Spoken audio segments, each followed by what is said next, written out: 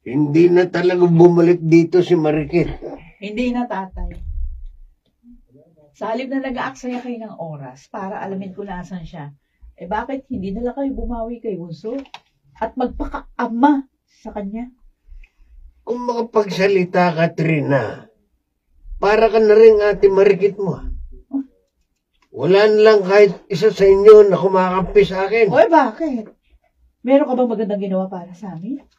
Iniwan mo nga si nanay kung kailan nagdadalang tao doon sa bunso naming kapatid. Oh. Nanganak siya at namatay. Nasaan ka? Wala ako sa tabi niya. Kami ang nakiusap sa munisipyo para maipalibing si nanay. Nagluluksa kami noon pero nagagalit din kami sa iyo. Iniwan mo kami dahil sa babae mo. At ngayon, gusto mo, ikaw pakampihan namin? Gusto mong masabi kami sa iyo bilang ama?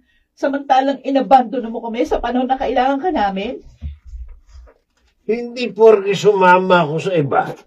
Hindi niyo na ako ama. Oy, ikaw ang pumutol na magiging ama mo sa amin. Salamat ka pa nga, kinakausap ka pa eh. Kung gusto mong bumawi, ha? Kung gusto mo magpakaama, kay Bunso ka bumawi. Hindi namin siya ipagdadamo sa'yo. Pero, hindi kami pampayag na kunin mo siya at ipisan sa pangalawa mong pamilya.